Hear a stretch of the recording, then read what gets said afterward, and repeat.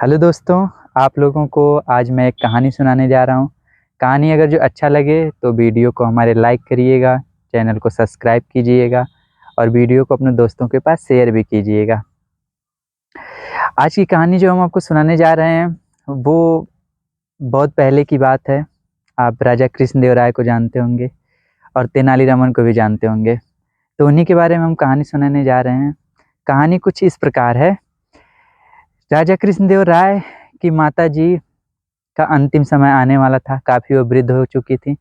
तो उनका आखिरी इच्छा था कि हम लोग जो है ब्राह्मणों में आम का फल बँटवाएँ, आम बँटवाएँ, ताकि उससे क्या होगा, हमारा जो जन्म है, जो भी कुछ है हमारा, सोचते हैं लोग हमको स्वर्ग मिल जाए, वैसा उनका भी एक सोच था कि अगर जो हम आम को बँटवाते हैं, तो आम बाँटने से हमको स्वर्ग की प्राप्ति होगी।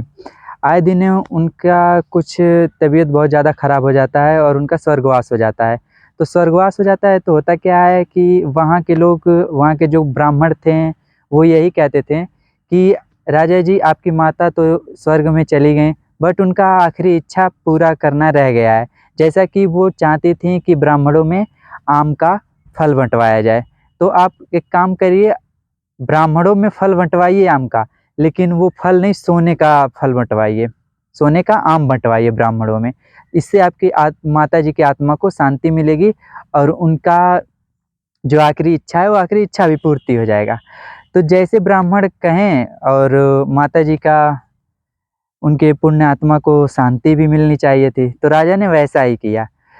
वो क्या किए, बुलवाएँ ब्राह्मणों को, निमंत्रण भेजे, ब्राह्मण लोग आए, उनके यहाँ भोजन किए, राजा कृष्णदेवराय के यहाँ।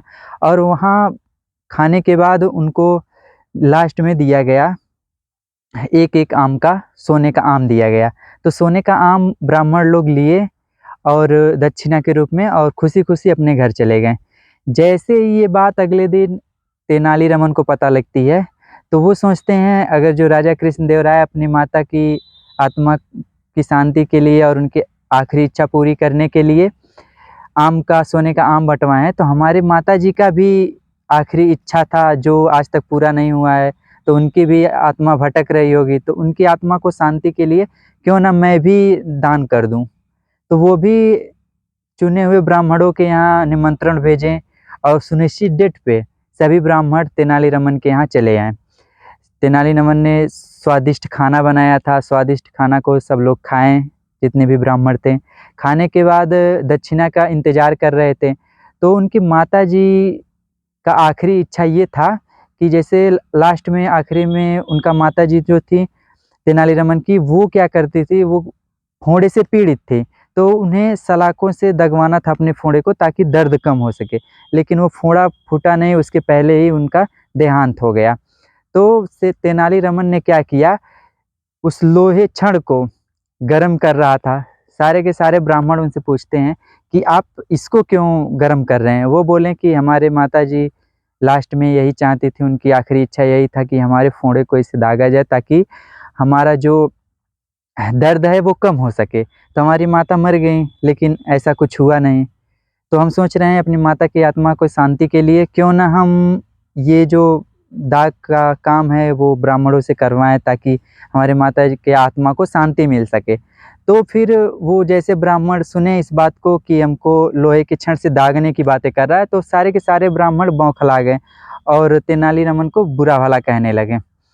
तो तेनालीरामन ने कहा कि जो आप राजा से आम के फल की जगह सोने का आम लेने से उनकी माता को शांति मिल सकती है, आत्मा की शांति मिल सकती है, तो क्यों हमारे माताजी का आखिरी इच्छा पूरी करने पे क्या हमारे माताजी की आत्मा को शांति नहीं मिलेगी? सारे के सारे ब्राह्मण इस बात को समझ चुके थे, जान चुके थे। सभी ब्राह्मण तेनालीरामन से माफ़ी माँगने लगे और सोने का दिया हुआ आम तेनालीरामन को वापस कर दिए। जैसे उनमें से एक लालची ब्राह्मण था जो जाके राजा से इन सारी बातों का शिकायत करता है। राजा अगले दिन दरबार में अपने तेनालीरामन को बुलाते हैं, कहते हैं, तेनालीरामन तुम कितने लालची हो गए हो, अगर जो तुमको आम का फल ही चाहिए था तो हमसे बताए होते, हम तुमको कई हज़ार सोने के आम दे दिए होते। लेकिन तेनालीरामन ने कहा कि राजा जी, अगर जो आपके माता के आत्मा को शांति सोने का आम देने से मिलती है, तो हमारे माता के आत्मा की शांति आखिरी इच्छा यही थी कि सलाखों से उनको दागा जाए ताकि उनके फोड़े का दर्द कम हो। तो क्यों नहीं आप अपने माता की शांति के लिए काम कर सकते हैं, तो हम क्यों नहीं कर सकते हैं। अब यहाँ पे राजा कृष्णदेव राय सारी बातों को समझ चुके थे और ब्राह्मणों को कड़ी शासन दिए और आदेश दिए कि आज के बाद आप लोग इतने लालची मत रहिए, नहीं तो आगे चल के इससे भी ज़्यादा आप लोगों को दंड दिया जाएगा। और यहाँ पे सारे के सारे ब्राह्मण तेनालीरामन और राजा जी से माफ़ी मांगे और अपनी गलतियों का उन्हें एहसास हुआ। तो आप भी देखिए, आप भी किसी ऐसे तरीके और ऐसे जगहों पे मत फंसिए जहाँ से आपको कोई बताता है ऐसा होगा वैसा होगा, ये सारा फ्रेब है। अगर जो सही होता तो तेनालीरामन के माता की शांति के लिए ब्राह्मण और लोहे का छड़ खुद जरूर दगवाए होते हैं। अगर जो वीडियो आपको अच्छा लगा हो तो वीडियो को लाइक कीजिए, वीडियो को अपने दोस्तों के पास शेयर कीजिए और हमारे चैनल को सब्सक्राइब कीजिए। जय हिंद, जय भारत दोस्तों।